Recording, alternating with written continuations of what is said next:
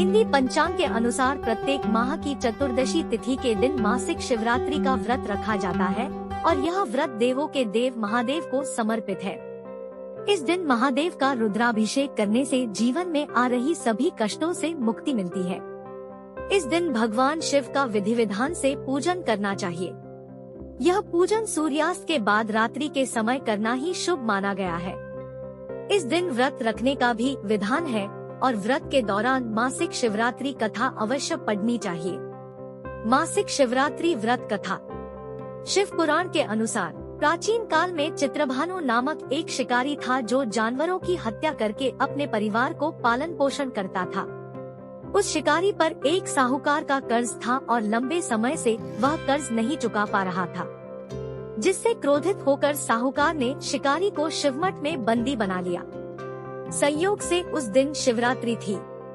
साहूकार के घर पूजा हो रही थी तो शिकारी ध्यानमग्न होकर शिव संबंधी धार्मिक बातें सुनता रहा। चतुर्दशी को उसने शिवरात्रि व्रत की कथा भी सुनी। शाम होते ही साहूकार ने उसे अपने पास बुलाया और ऋण चुकाने के विषय में बात की। शिकारी अगले दिन सारा ऋण चुकाने का वचन देकर बंधन से छूटकर चला गया। अपनी दिनचर्या की भांति वह जंगल में शिकार के लिए निकला, लेकिन दिन भर बंदी गृह में रहने के कारण भूख प्यास से व्याकुल था।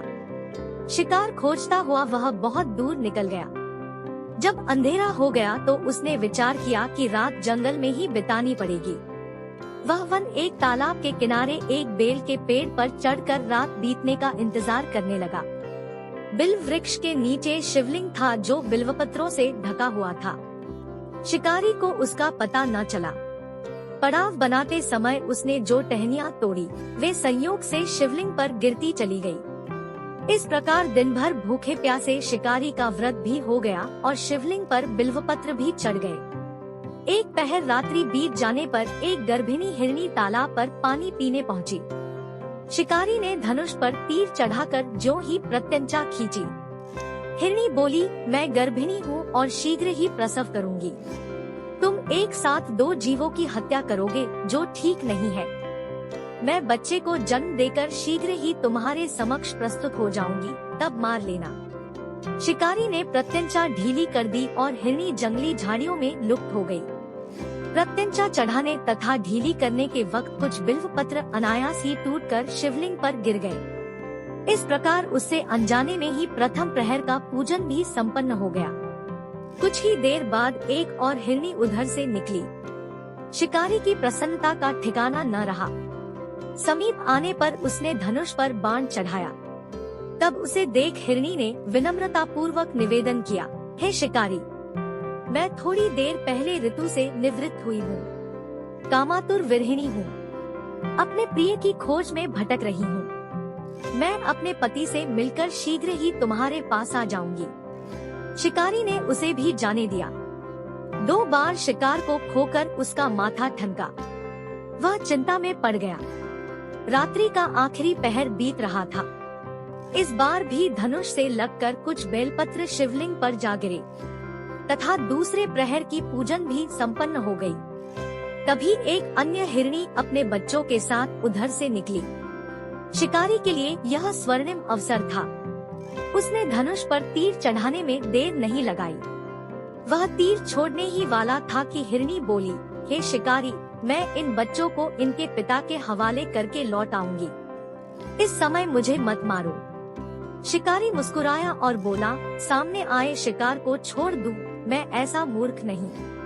इससे पहले मैं 2 बार अपना शिकार खो चुका हूँ। मेरे बच्चे भूख प्यास से व्यग्र हो रहे होंगे। उत्तर में हिरनी ने फिर कहा, जैसे तुम्हें अपने बच्चों की ममता सता रही है, ठीक वैसे ही मुझे भी है शिकारी। मेरा विश्वास करो, मैं इन्हें इनके पिता के पास छोड़कर तुरंत लौटने की प्रतिज्ञा करती हूँ। हिरनी का दीन स्वर सुनकर शिकारी को उस पर दया आ गई। उसने उस मृगी को भी जाने दिया। शिकार के अभाव में तथा भूख प्यास से व्याकुल शिकारी अनजाने में ही बेलवृक्ष पर बैठा बेलपत्र तोड़ तोड़ कर नीचे फेंकता जा रहा था। पौ फटने को हुई तो एक हृष्टपुष्ट मृग उसी रास्ते पर आया। शिकारी ने सोच लिया कि इसका शिकार वह अवश्य करेगा। शिकारी की तनी प्रत्यंचा देखकर मृग विनीत स्वर में बोला, हे शिकारी, यदि तुमने मुझसे पूर्व आने वाली 3 मृगियों तथा छोटे छोटे बच्चों को मार डाला है, तो मुझे भी मारने में विलंब न करो, ताकि मुझे उनके वियोग में एक क्षण भी दुख न सहना पड़े। मैं उन हिरनियों का पति हूँ। यदि तुमने उन्हें जीवनदान दिया है, तो मुझे भी कुछ क्षण का जीवन देने की कृपा करो। मैं उनसे मिलकर तुम्हारे समक्ष उपस्थित हो जाऊंगा। मृग की बात सुनते ही शिकारी के सामने पूरी रात का घटनाचक्र घूम गया। उसने सारी कथा मृग को सुना दी। तब मृग ने कहा, मेरी तीनों पत्नियां जिस प्रकार प्रतिज्ञाबद्ध होकर गई हैं, मेरी मृत्यु से अपने धर्म का पालन नहीं कर पाएंगी। अतः जैसे तुमने उन्हें विश्वासपात्र मानकर छोड़ा है, वैसे ही मुझे भी जाने दो। मैं उन सब के साथ तुम्हारे सामने शीघ्र ही उपस्थित होता हूँ। शिकारी ने उसे भी जाने दिया। इस प्रकार प्रातः हो आई। रात्रि जागरण तथा शिवलिंग पर बेलपत्र चढ़ने से अनजाने में ही पर शिवरात्रि की पूजा पूर्ण हो गई। पर अनजाने में ही की हुई पूजन का परिणाम उसे तत्काल मिला। शिकारी का हिंसक हृदय निर्मल हो गया, उसमें भगवत शक्ति का वास हो गया। थोड़ी ही देर बाद वह मृग सपरिवार शिकारी के समक्ष उपस्थित हो गया, ताकि वह उनका शिकार कर सके। किंतु जंगली पशुओं की ऐसी सत्यता, सात्विकता एवं सामूहिक प्रेम भावना देखकर शिकारी को बड़ी ग्लानि हुई। उसने मृग परिवार को जीवन दान दे दिया। अनजाने में शिवरात्रि के व्रत का पालन करने पर भी शिकारी को मोक्ष की प्राप्ति हुई।